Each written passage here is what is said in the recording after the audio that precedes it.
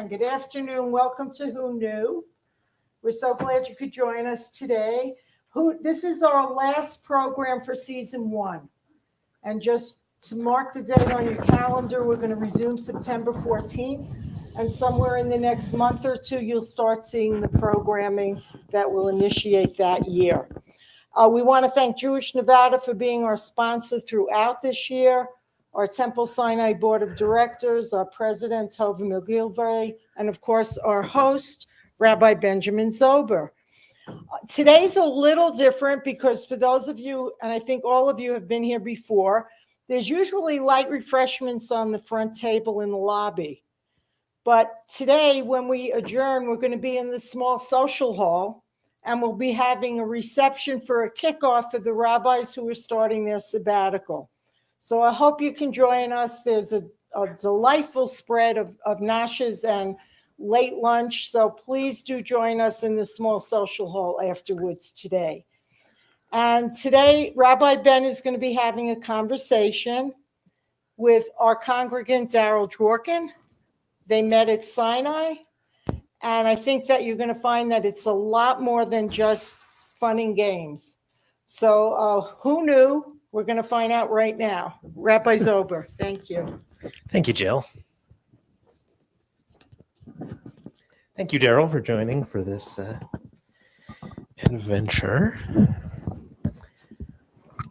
So normally I start by saying I met you at Sinai, and tell me about that. But you said you've got a little bit of a different opening. So I guess we're starting not at the very beginning. We're starting before that. Before I was born. Before you were born. I'm intrigued. Tell us, please. Okay. I'm going to start with the question for everybody here. Who believes in Jewish mysticism? Okay. Depends what you mean. Thank you, Rabbi. Okay, That's a very rabbinic answer. Yes. Depends on what you mean. My favorite word in the world is beshert, meant to be. So before I was born, I had a birth sister. She was 14 years older than I. I'm going to say her name because I learned that that's very important to continue to do. Her name was Irma Candy Dworkin. You all may have actually seen her at some point in time because her and her husband were in the balcony when Arnold Schwarzenegger rode the horse into the lobby of some hotel. Well, true lies. Long story short, Jewish mysticism starts with my understanding my sister a little bit. My mother walked into the house when my sister was 13 years old. This is a true story. My sister was 13. She looks at my mother and she says, "Mom, you're pregnant." My mother says, "I can't be pregnant. You know that." My sister says, "Mom, you're pregnant. He's a boy, and he's my birthday present." 14 years exactly to the day I was born. So that kind of starts my Jewish history as well. Where do I go? Well, it's a tough act to follow. You didn't expect that, divinely did you? ordained? No, not at all. So that's quite a start. I'll take it on. Okay. I would say, let's start to fill in the gap between then and about 5 minutes ago when we met for the first time. Well, as I said, my favorite word is beshert, and I believe that beshert has been key to my entire life. I was a terrible student. I was not a good student at all. My sister, unfortunately, went into City of Hope Hospital when I was about a year old. And my family moved. She was shipped from Brooklyn, New York to City of Hope in the Los Angeles area. So my family followed. And from the time I was about 2 or 2.5 on, I was raised in Los Angeles area. That also becomes beshert because that's where things start to happen in a good way. I was not a good student. I didn't have the grades to study what I really wanted to do at the initial time. But I had a mentor who said, you should become an engineer. And between the time of high school and after the first year of college, when I was almost flunking out, I went into the service and I learned I didn't want to stay there. But again, Beshert, I went into the service 5 years before Vietnam started. And I got totally out of the service when Vietnam was just ramping up. I was done. So I did, when I came back, my mentor had guided me into engineering. And I studied engineering, and I was pretty good at it. I think I have an unusual ability in that I think backwards. Show me a problem, and I visualize the solution and work toward it. So, long story short, I got 3 job offers finishing USC. And I have to tell this story because it leads to Vita. At USC, I was there at the same time as O.J. Simpson. I never went to a football game. I'm not a sports fanatic. So anyway, we'll get to the rest of that later. Long story, again, a little shorter. I had 3 job offers out of university. I had one from Lockheed to design a torpedo that swam like a fish. One from Bendix, Bendix was the fish. Lockheed they'd trained me for 3 more years to design helicopter transmissions. No. And the third was from Mattel, who said they would pay me less, true story, pay me less, but I could play with toys. So that started my first career. Mattel also was very instrumental in my future career with Vita, because I met her after Mattel transferred me to a plant in New Jersey from Hawthorne, California, Mattel headquarters. R&D in Hawthorne was a top secret area, let's put it that way. Toy industry is very secretive on what they're developing. And what you see in front of you is, in one way or another, part of my development in the toy industry. And the toy industry has done some amazing things that people are unaware of in general.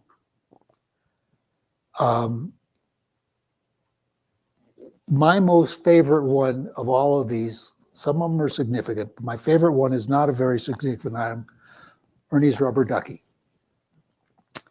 Ernie's Rubber Ducky taught me more than any other product, nobody does anything alone. It takes a village. A Jewish toy inventor by the name of Henry Orenstein. I had left Mattel and I had joined LJN as vice president of development. Brought to Knickerbocker, brought to Knickerbocker as part of development the concept of getting the Sesame Street license for a rubber duck that would be a bathtub toy. So the parameters became, and I don't know if it was Henry Orenstein or myself or a combination of a bunch of people, who brought up the concept of making it A, waterproof, so that it would not get water inside of it, not get moldy, be safer. 2, would have a weight in the bottom that would keep it floating upright at all times. And if it got turned upside down, it would right itself. And 3 was cute. Ernie's Rubber Ducky is sitting there. In the toy industry, the average toy life is about a year. Maybe some make it 2. You see 3 different boxes underneath Ernie's Ducky. Ernie's Ducky, I'm not sure if it's still made, but I know it was made for over 12 years at first Knickerbocker, second Hasbro, third Hasbro, no, second Hasbro, third Play School, and then eventually Play School Baby, which is the end box over there. Mattel did some very interesting things. I was a part of many of them. I was not a part of Baby Brother and Baby Sister, one of which is sitting up there. I'm not sure which one anymore right now. I think it's the one on the left. But anyway, Baby Brother and Baby Sister created a skin and a feel that was of a person. And Ruth Handler, who I knew, I actually met Ruth. I worked with Elliot a couple of times. For those who know, Ruth Handler is the one behind Barbie, yes. Ruth Handler was the first president of Mattel. She was a force to be reckoned with. The name Mattel comes from Matt Matheson and Elliot Handler, Matt L. That's where the name came from. Matt left the company before Mattel became significant. Ruth had the ideas. Ruth was the driving force, and Ruth made every major decision up until she left the company. She and Elliot retired and left the company. But she started another company because she had a mastectomy and she was not happy with what developed. The skin and the feel of Baby Brother, Baby Sister became every CPR doll, every breast prosthesis that is in use today. So the toy industry did some important things. In front of you, Barbie's Friendship Airplane. I was instrumental in this one. Barbie's Friendship Airplane is the first product to use silk screening in more than 3 colors and the color of the base, more than 4 original colors. The product was designed at Mattel Hawthorne. I was shipped to take the designed product to New Jersey, where it was going to be made in the world's largest silkscreen factory, where Vita was a buyer. And that's where I met my wife. Have to excuse me for a second, but yeah. Beshared. What is important about Barbie's Friendship Airplane is the chief pressman at Standard Plastics figured out how to make silk screening into basically lithography. You look at the inside of this product, it's got a lot more than the 3 colors and the skin. After Mattel and after Knickerbocker, I did go to CBS. And again, Beshared, they trained me in a couple of other things, including I could learn a couple of things about finance and I could learn a couple of things. They send every one of their new executive people type to the D. Cervinsky Institute in New York. And they spend a week or 2 there learning about the CBS philosophies and how to work at CBS. So I learned a couple of things, and then I went back to where I was working at, which was the toy division, that at that time was 2 companies, Creative Playthings and Wonder Products. Wonder Products made spring horses. And I looked at the spring horse and I said, why don't we put sound into that? Because my background at Mattel proper, besides something with art, was sound units, starting with the Mattellophone that's over there. The Mattellophone was made for many years, was the first project I was given. I succeeded with it, so I got to keep working. And that's true, because Mattel hired good, kept only people they felt were possible. And getting back to where we go with Spring Horse, I looked at it and I said, why don't we put sound into it? Why don't we, well, wait a minute. Records can't put what I want to do in a record.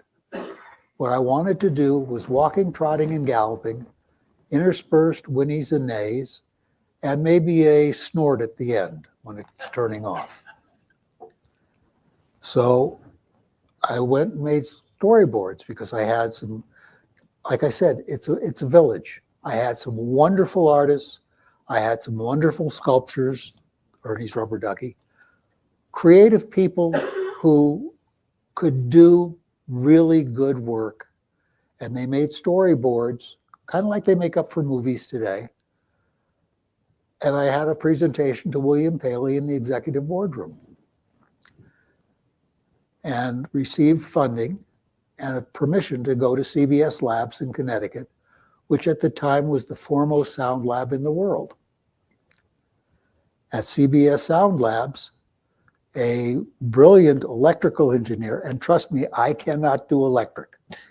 I can plug in a light bulb, I can fix something electric, but I can't visualize it. And if I can't visualize it, I can't do it. I have to say, I'm starting to feel a little better because the number of different disciplines that you've had a hand in, I was feeling really, really inferior here. It takes a village. All I make is bad jokes. You can do like silk screening and all these things. So yes. This is the result. This is the first sound unit on a chip in the world. It is patented as Spring Horse with sounds. We put sound into an existing horse, recolored it a little bit, and made it do.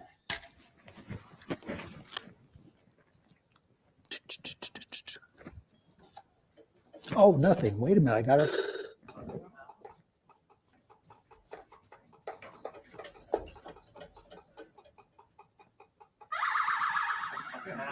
And thus began decades of parents being tormented by noisy toys from their kids. And everybody being tormented by somebody else on a cell phone. What a gift to humanity. It should go off as soon as it stops moving. If it doesn't, I'll turn it off. I'll turn it off. These are old units. These are 1977, I think.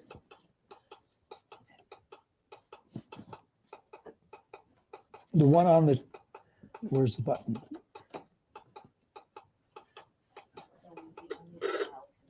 There we go.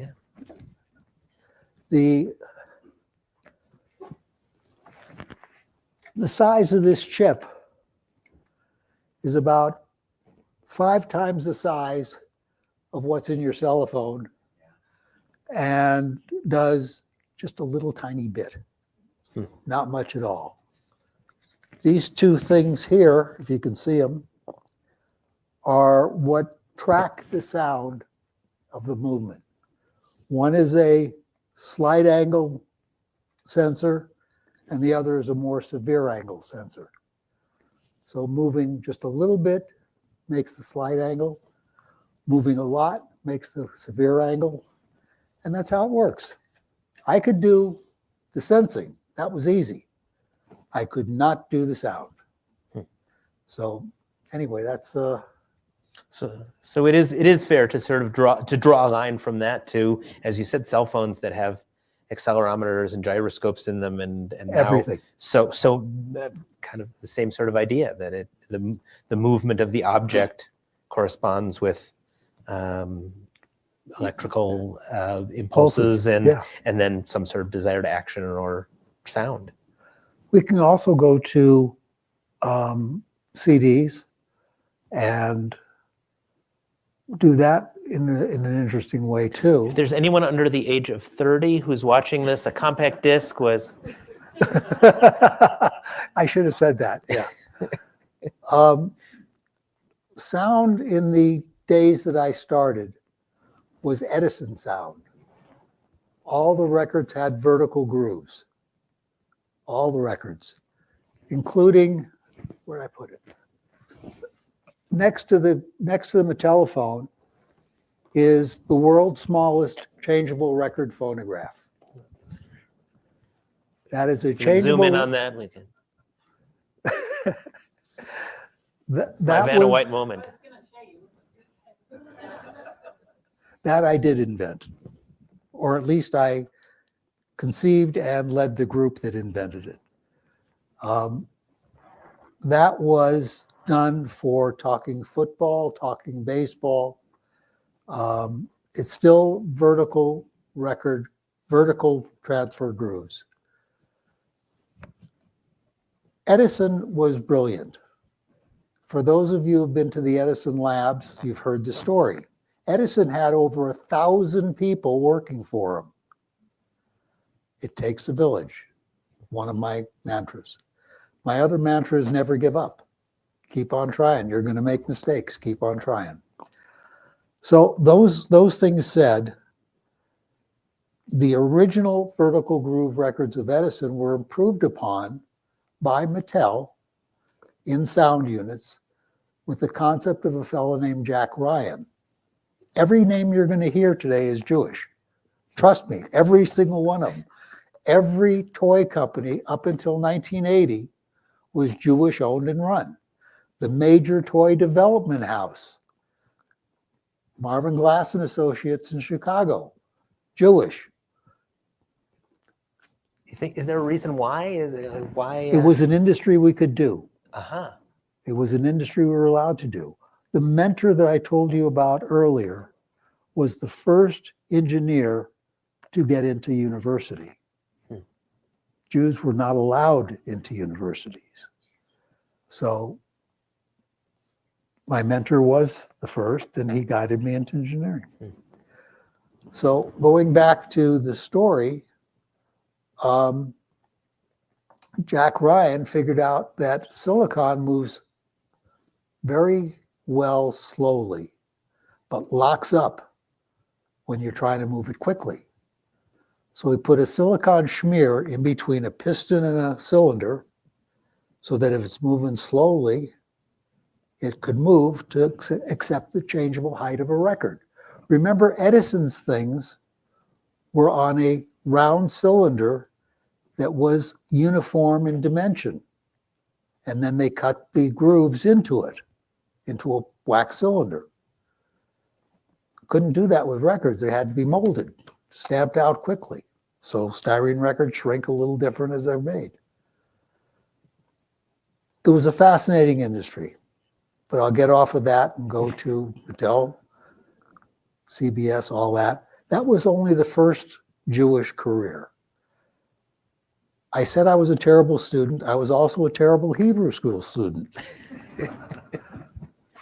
And it wasn't really until I had met Vita and were about to get married that I really wanted to be more Jewish.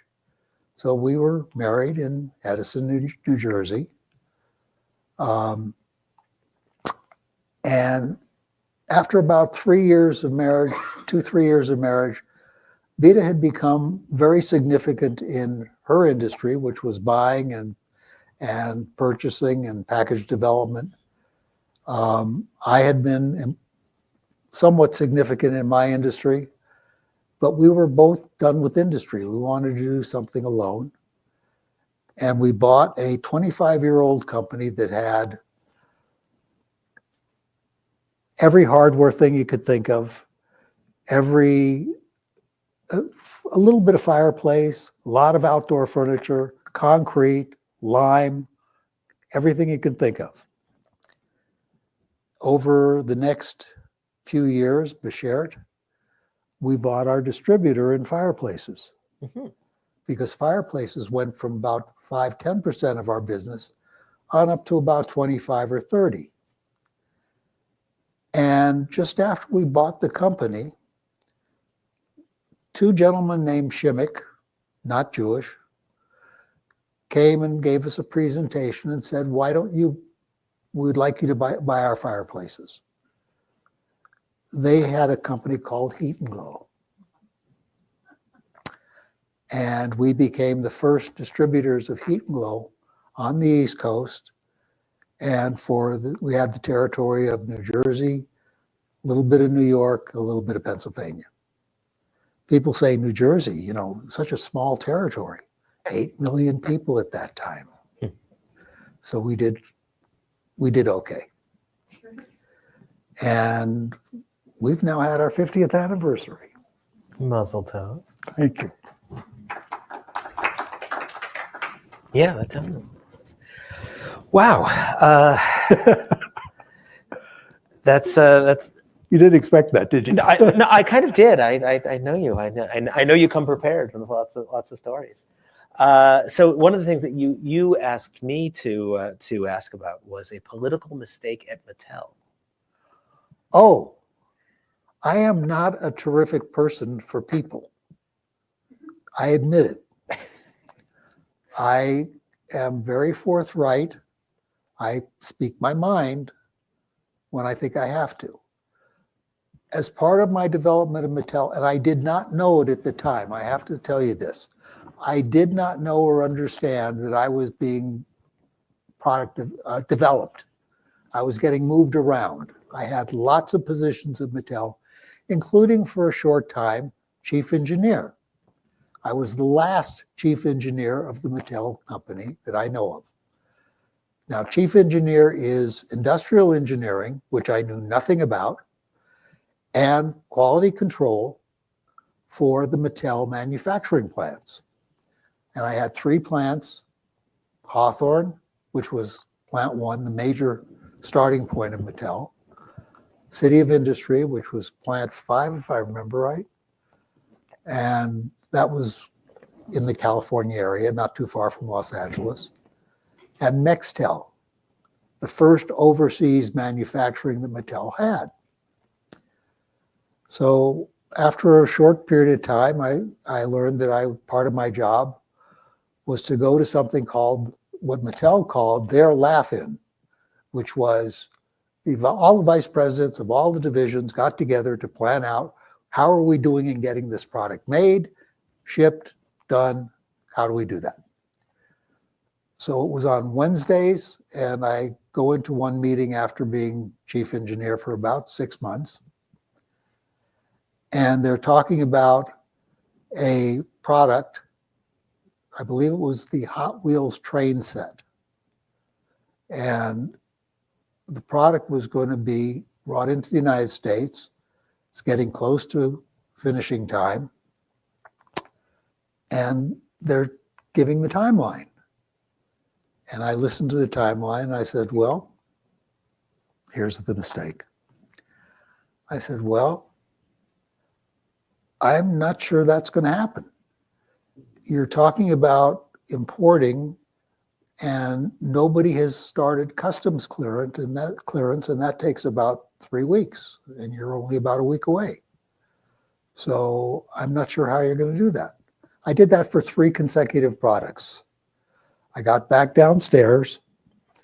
My boss called me in and he said, I have been ordered to fire you. Oh, yeah. But you're too good to fire. I'm going to hide you. And I was sent back to R&D. uh-huh.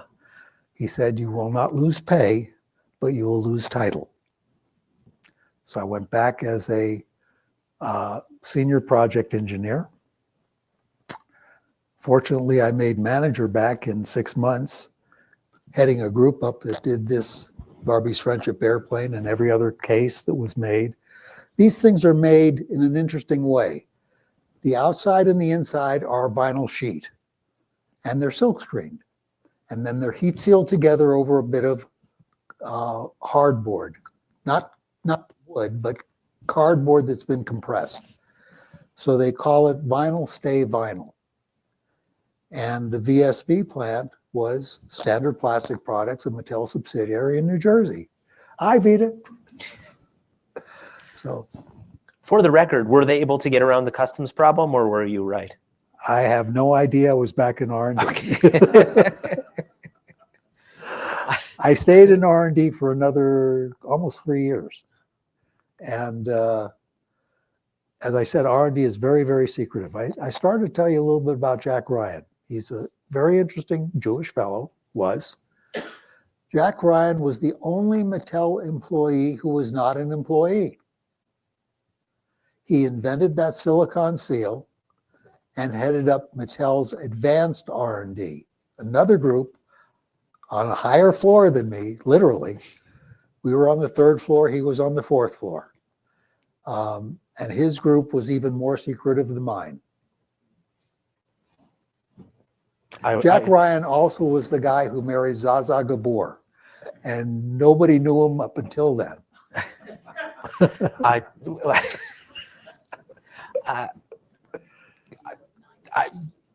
Yeah, I'm at a loss on that.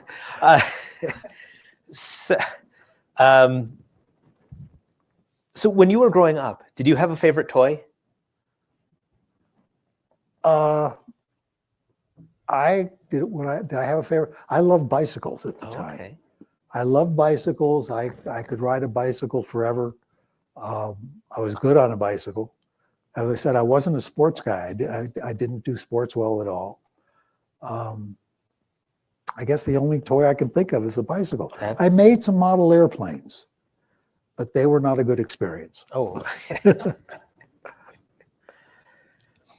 So, okay. Well,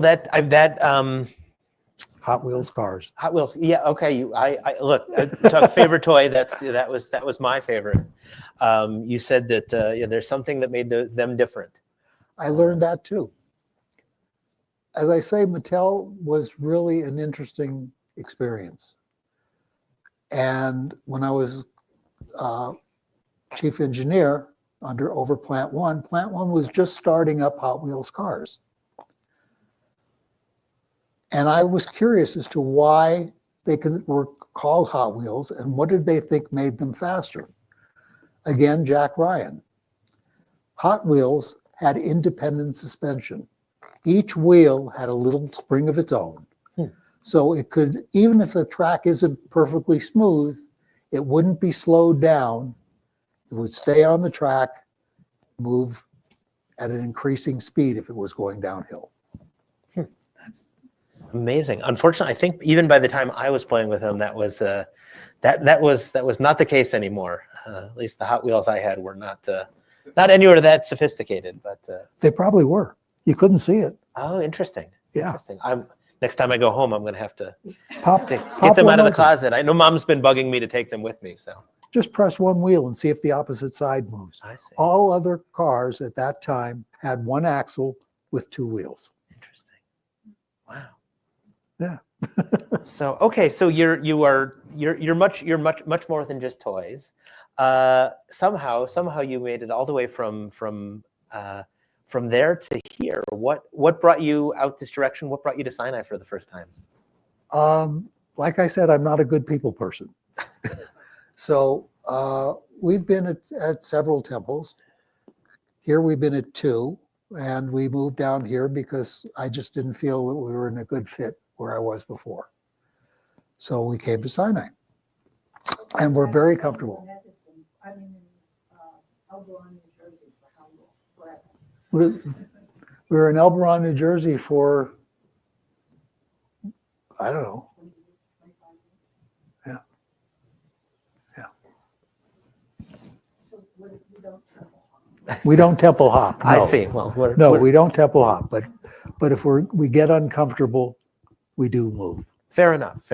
Yeah. What's the likelihood? Just hypothetically saying that that you would feel uncomfortable if someone put you on a temple, interview show and asked you questions about your life. Just purely hypothetical.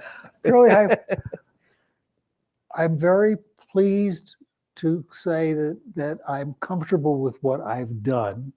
I'm very pleased to say I'm comfortable with where Vita and I are at. And I can do this, but a one-on-one is a little harder for me. A one-on-one is more difficult, and I don't know if I have few friends. I have very significant friends to me, but I don't have a large variety.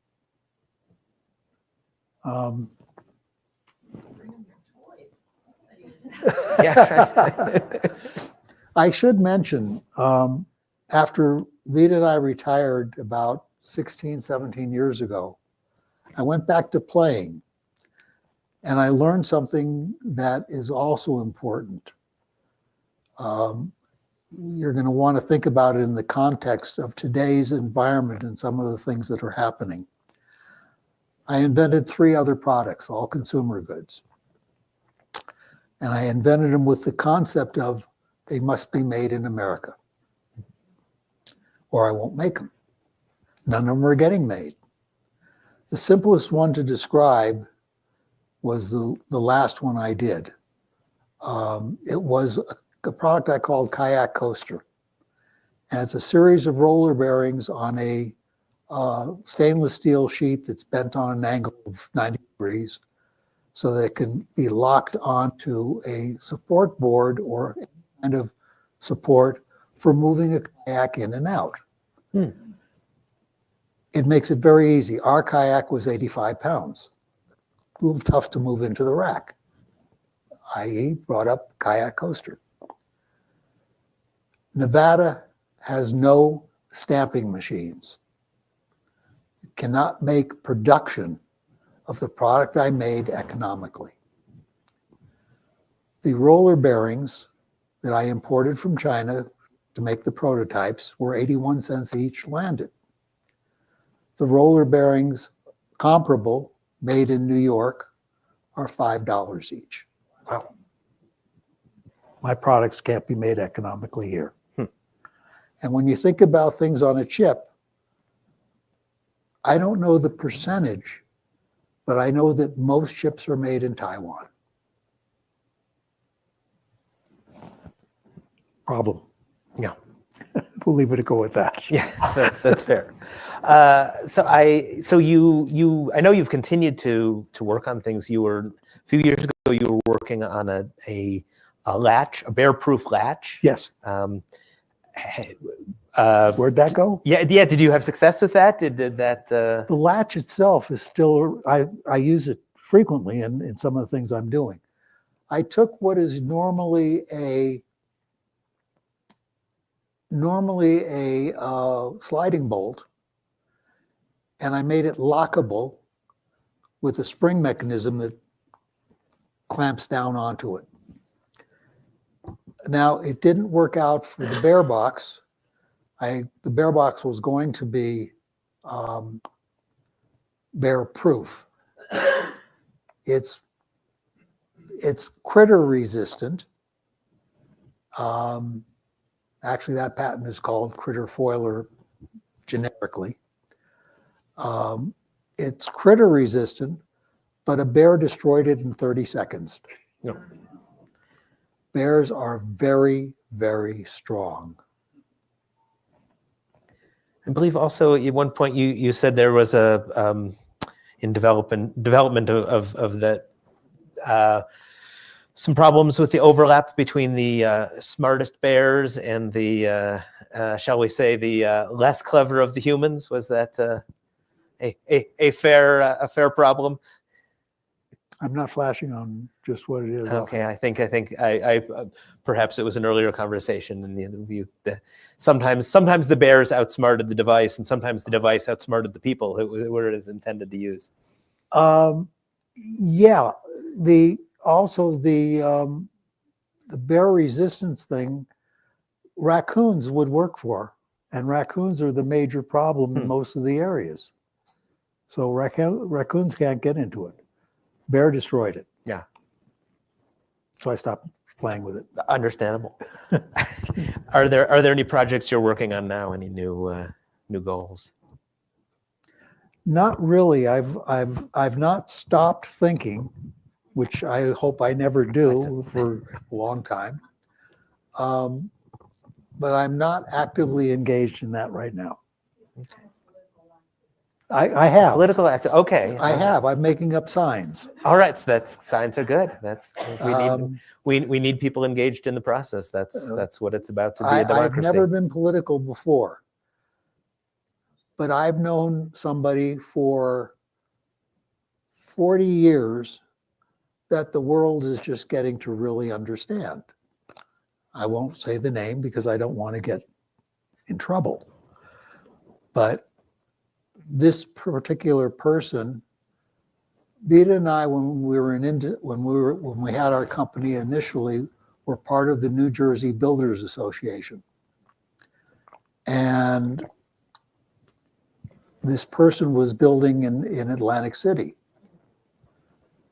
and bankrupted many of our members. Enough. She's good for me. Vita is saying, Yeah. no. Well, then perhaps this is a good time to first say my first of many thank yous for this. We're going to turn it over to our audience and see if we have any questions. I would ask, oh, good, we have lots of hands. Please, Wonderful. please, please only speak if you have the microphone. Otherwise, the people online won't hear you. And then Michael Gordon will have to handle all of their going, I can't hear, what's wrong. So, Okay, please. on the sound chip that you were involved with, I don't know if you invented it but I'm sure from then, I mean, that had to be patent protected, but so how long did the patent last? Because now, of course, you have soundboards, that are nano, big. And so what happened with it? How did the process work going from, Mattel with the soundboard this big with legal protections and this type of thing? The patent, if you modify the usage enough, and the best way I can describe to you the evolution of this chip. This chip is cited as prior art on the Moog synthesizer. So anything the Moog synthesizer could do is then patented on anything that the next stage could do, and then the next stage could do, and then, so they give credit to it. The patent itself is good for, in this case, covers this type of motion, and it covers, it's digital sound is what it is. But digital sound can become things other than the movement initiated. So we didn't have, again, it's a CBS patent. I did not, I get $1. I get $1 when I worked on the companies. I have $6. So that's the extent of my involvement. I will tell you a very interesting thing about Jews that very few people know. We all know we're time sensitive. We all know we're ambitious. We all know all the stuff like that.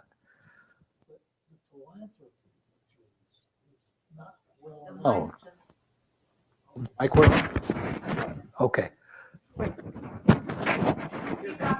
Yeah. Okay. The philanthropy of Jews is not well known. In the toy industry, there was probably more consciousness of patent protection than in many other industries. But there was always be some sort of a dispute. Let's say a walking mechanism developed by one person, and then another toy company one toy company, and then another toy company makes a similar walking mechanism. Is it really enough different to break the patent, to have both out at the same time? So there would be conflicts. And I can tell you that I do know as a fact. I was told this by the Mattel head of legal and patents. His name was Stanley something or other. I can't remember the last name. Anyway, we were talking and patent protection came up, and he said, when one toy company sues another toy company, the winner is owed a monetary consideration by the loser. In the toy industry, they would reach an agreement that monetary consideration went to charity. Wow. united Jewish appeal at the time I was in the industry. Questions? What branch of the service were you in, and what did you do when you were in the military? Thank you, Bart. I went into the Army Reserve, and I went into the Army. I started as a private, and I ended up as a staff sergeant, buck sergeant rather, let's call it either one, buck sergeant in a headquarters company as running the inventory, running the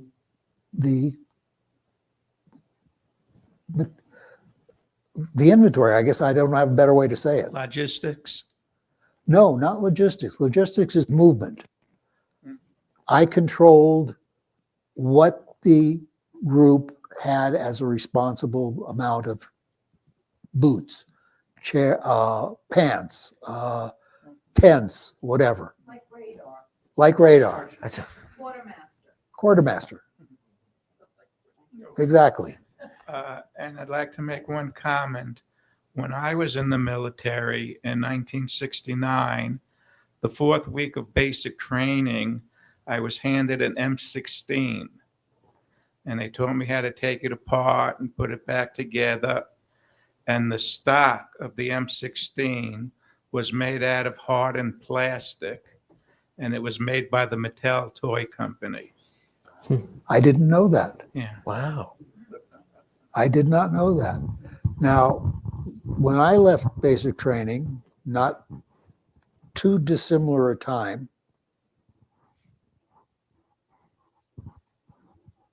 no, I left basic training in the 50s, in the early 60s, very early 60s. When I left basic training, the only thing that I had a concern over, because it was still the M1, it was still heavy things. The only thing I remember about leaving the basic training is I don't want to ever do this again. I don't want to ever do KP again. And I remember specifically the drill sergeant standing up and telling me I was now a trained killer. Trained killer. I know the difference between the weapons, and the difference between the weapons of what we have today. We have basically machine guns, which are illegal. So I won't go into that any further. Let it go. So, Bye-bye. Darryl, my question is, with all those Jews in the industry, I mean, it was flooded with Jews, it sounds like. Usually when that happens in various industries, I mean, we know it happened in the movie industry and things like that. It's because there's a kind of it's an industry that's sort of looked down on or stigmatized, kind of in a way. It's not considered as, as good as some of the other things. So they let all the Jews in, right? Because it's less desirable. Was there any kind of of all the jobs you were offered, that was the one that paid the least. So I'm wondering if there was like some kind of a negative stigma or looking down on the toy industry. I don't think so, not by the time I was in. I don't think that was the case.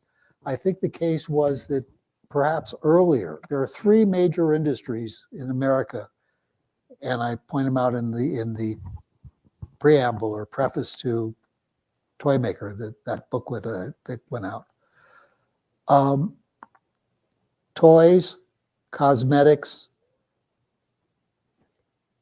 I'm forgetting the third one offhand. Toys, cosmetics. Oh, movies. Movies. There we go. There we go. The entertainment things. Okay. So the entertainment things, because face it, cosmetics are basically an entertainment form. So they seem to become exactly what suited me. But what I'm thinking is that those are industries that folks might look at and say they're kind of frivolous, Yes. and therefore will let the Jews in because they're not as serious as some other industries. I mean, they tend to let us into the things that other people don't value as highly, right? I could not dispute that. I could not But did dispute you have that. a sense of that? I mean, did you ever get No. a sense that what you were doing wasn't like was frivolous or not taken seriously by folks or that kind of thing? At the time, at that age, never even thought of it. I will tell you one thing about my Judaism background that was a little more frightening. When I was about 16 years old, 15, 16, 17 years old, no, not even 17, 15, 16 years old, I was working at a deli on Fairfax Boulevard of Los Angeles called The Bagel. And I was a busboy. I was taking a break and I went across the street to a more famous deli called Cantor's. Most people know Cantor's. And a neo-Nazi march came down the street, came down Fairfax. It frightened me tremendously. It made a permanent imprint on me. And that experience has formed a lot of where I am today, even. So yes, I stayed with Jews. I worked with Jews. I'm comfortable around Jews. Don't know what else to say. Can you talk a bit about the movement of the whole toy industry to be done in China and elsewhere? And also, were some of your toys copied illegally when that happened? Oh, isn't that an interesting question? Mattel was the first to offshore, and certainly not the last, of the American toy companies. Now, in our later career, Vita and I happened to be at a convention for the fireplace industry. And there happened to be, we went to lunch and we're sitting at a table and we're watching this group of people at the next table who, make a long story short, had worked their way into a booth to copy something, and how soon could it be made in China? That was a shock. Was there intentional offshoring? Yes, there was intentional offshoring because of work ethic or salaries or whatever. Toys are not a luxury item. And I hate to say it, but this is a true statement also. 80% of our consumer goods in whole or in part are made overseas today. 80%. We have also shipped overseas practically all of our smaller manufacturing. Very difficult to do it. The last thing I'll say about it is consider the Rouge plant of Ford, which makes the F-150 truck today. The Rouge plant today has about 1,500 workers, turning out, let's say, a quantity of 10,000 F-150 rather complex trucks of various sizes, descriptions, everything else, other paint colors, in a certain amount of time. It used to churn out 10,000 Model Ts in about the same amount of time with 10,000 employees. Big difference. So this difference in manufacturing needs to be overcome in some way. And I'm not going to go into it because I don't want to get into serious trouble. Darryl, we're curious in the toy industry. What's the time frame from an idea through research development and then manufacturing and then bringing it out to the public? I was just curious, and Great if that was always targeted during the end of the year, during the holiday season. Okay, so the calendar is a fixed thing, and we know that. A toy concept comes in. It has, between the time it comes in, or the time it starts going to R&D, be actually made. That would be usually September, October is when new stuff is being made, physically made. Between then, most of it's sold at Christmas.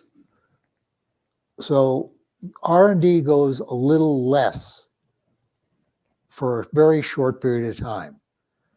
Toy Fair sets the tone. Toy Fair is February. So you take your prototypes, you take your concepts, you take them to Toy Fair either as, I'll give you a better example, one I'm intimately familiar with. Barbie talked initially with a version of my mini module. My mini module was a backpack for Big Jim, and it had a record about this big. The telephone records are about that big. So you reduce the number of tracks, you reduce the length of the talk, and you can shrink the record. And marketing said, make a record that could fit in Barbie. So I was head of the sound group that was doing this kind of thing. And we took out a couple of tracks from Big Jim's backpack and shrunk the record a little bit more so it could fit in Barbie. And we made a pull string talking Barbie. Likely the shortest product ever made, because when you make a product, sometimes you make sales samples. And the sales samples might say something in a talking Barbie that you didn't want the public to hear. And somehow or other from Toy Fair time, a prototype model got into public hands. Barbie never spoke again until the chip. Another interesting product is the back to Baby Brother and Baby Sister. Baby Brother and Baby Sister were also very short-lived, about a year, about the normal life of a toy product. Why so short? Well, Baby Brother and Baby Sister were anatomically correct 4-month-old children. Again, not socially acceptable. Little strange things happen. Anyone else? Yes, Judy. Judy.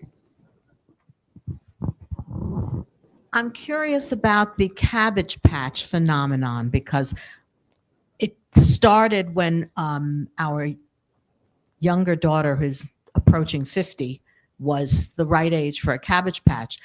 You could not get them in the stores. I mean, it was just this overwhelming phenomenon for a doll that just basically had a name. I'll give you a firster one. I'll give you one I'm more familiar with. One that leads me back to Vita and I. Okay?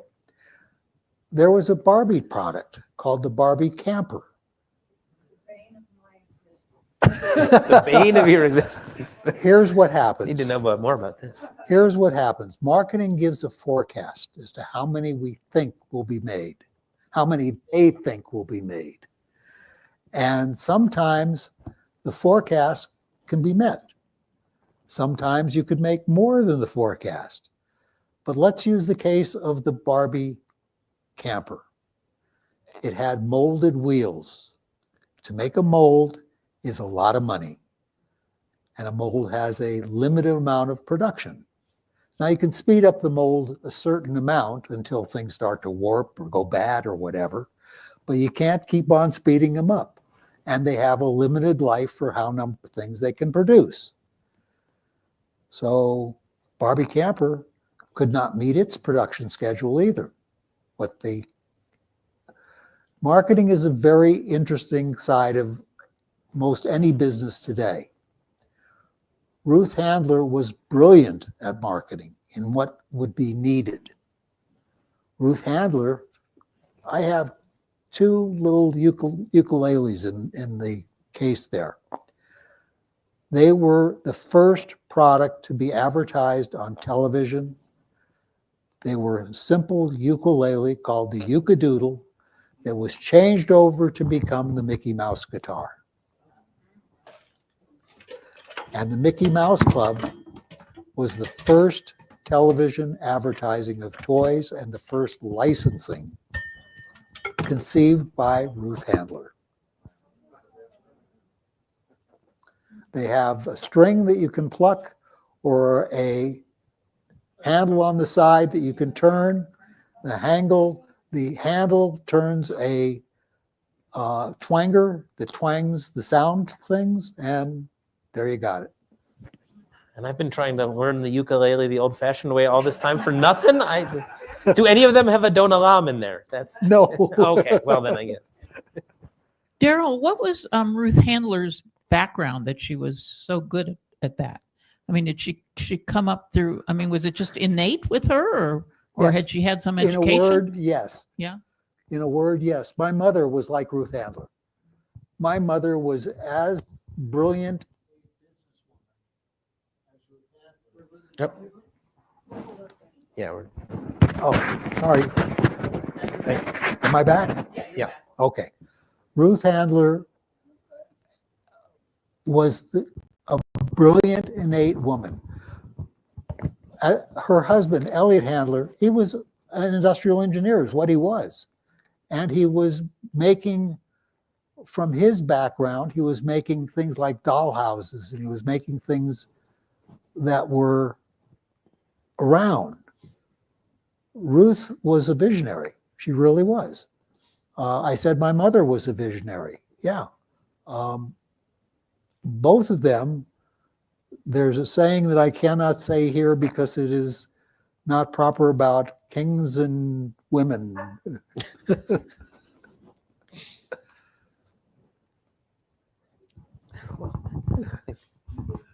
Just curious, how evolutionary is the toy market? In other words, there were always dolls, and yet dolls have progressed, So when they're thinking of a toy, is it, something like, okay, this toy existed back in the 1800s. Well, here it is, 2000s, but it's actually probably the same toy. No. There's been advances. Vita was going to say something.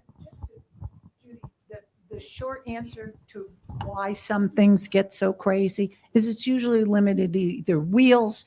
In the case of the camper, it was also a wire form that you had to have made, and you can just get so many pieces per week, and that's going to limit your production. Meanwhile, marketing is going through the roof with their forecasts. I just remember when that doll was popular, and in the store it sold for, let's say, $29.99. People were selling them for $150, $250, Yeah. so the kid could have the Cabbage Patch doll for Christmas. They were just crazy with, yeah. Vita has more knowledge on that side of it because she was in production. She was doing that kind of thing. Now, when the numbers go nuts, when the public really loves it, again with the Barbie camper, Mattel was getting phone calls from people, I'll give you $10,000 for one. My kid is dying. I've got to have one. It's the last thing he wants. We were in the fireplace business. You'd be amazed at how many people are going to have a life-altering crisis if their fireplace is not installed between December 1st and December 25th. It's not going to happen. I think we have time for a couple more questions. So assuming that you've been keeping an eye on modern toys, that when you see advertisements or in the store that, they pique your interest, are kids today the same? Are kids always the same and the toys are changing? Or do you think that there's anything different about our little ones today? I'm thinking about things like attention spans and how the screens may have changed them. And I guess I'm just wondering if you believe that the children are fundamentally the same, or if there's something different over this generation. I think, to answer that as clearly as I can, and I'm not a psychologist, I'm not a psychiatrist, I'm not a geneticist, but we learned something at the Holocaust talk. Genetics has a great deal to do with who we are.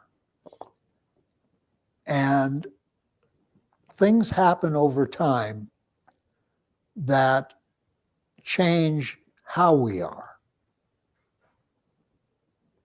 So if enough people are being exposed on a machine gun timetable to change, they're going to have a different reaction to a stagnant product, I believe. I believe that we are seeing sea changes, SEA, sea changes, huge changes, that are happening at a rate that Moore's law, and if you're not familiar with Moore's law is advances happen every X number of years that are twice as fast as the previous. So these changes are happening very, very rapid today. I'm going to give you a personal example. My right shoulder is a total replacement. My left shoulder is a total replacement done 6 weeks later by the same surgeon. My left shoulder was done under virtual reality. The surgery was faster, the recovery was twice as fast. Things happen in an amazingly short period of time today. And with that sea change of how we are advancing and how things are progressing, I'm certain that the basics of kids, we have 2 grandnephews, and they are basically the same as our sons were. They're not that far different apart in ages between the 2 of them. And they play about the same as they do, but they play with different things. And they're more interested in different things until they see the older things. And then they get fascinated by them as well. I have one question. Does anyone else? Okay, then a quick question for you. You started out by saying about the toy industry being such a Jewish industry and so many Jews working at Mattel. Did you ever sense that their Jewish ethos, their Jewish morals, teachings ever influenced the way they did business? Yes. Can you give an example? The philanthropy of the companies. Okay. The Ruth Handler and Elliot Handler had a philosophy that I didn't know about when I joined it. And very few people have heard what I'm about to say because it was only to people who worked there. When I joined Mattel, after I was through my trial period, let's say, and before I realized that I was being advanced and groomed, which I didn't realize until just a couple of years ago, truthfully. You know, it's just one of those things you don't recognize. Mattel had the philosophy, A, of hiring good, keeping only very good. But the handlers also had the philosophy of his executives should become millionaires. Their executives should succeed. Their executives should be well compensated. They paid added schooling. They paid added everything that Vita and I took to our small company and didn't know right away that not all small companies were doing what we did. They had profit sharing. Profit sharing before it was well known. Right down to everybody participated in the profit sharing. Everyone participated. Everyone. Thank you. Any other questions? Rabbi Ben, do you want to close out? Yeah. Well, from what the from what you written there was a little something I wanted to add in, and I'm sorry if I'm That's stealing your fine. thunder. We're going to say No. it, but three sort of, I guess, I don't know, pieces of advice or adages that you've shared, and I think they're really lovely. The first is never quit. Right. The second is that the biggest mistake you will make is not doing anything or not trying. Right. And the third is that you will make mistakes, but that is how we learn. Exactly. And I think that is absolutely lovely. I thank you for sharing your stories, sharing your toys with us, your wisdom, and all of that. And I know you say you're not a people person, but you are one of my favorite people. Thank you. You're welcome. I've One-on-one. Yeah. Well, there you go. There's an audience here. I had no idea. You were so quiet. Thank you all for coming. Thank you everyone out there who's watching. Thank you, Jill, for being our moderator and all of the many things you've done to make this a reality. Thank you, Michael, all the way back, hiding behind the computers there, for making the live stream available for everyone. Yes, when Rabbi Sarah and I are back, we will have a season 2 of Who Knew. We will have more I Met You at Sinai, more other sorts of programs. We hope that people will come to that and participate and share with us. It is always such a pleasure to sit down and get to talk to the people in the community, get to know them a little better. If you are an interesting person in our community, eventually it will be your time too. If you're not an interesting person, it also may be your time as well, and we will find out things as well. We never know. So thank you all.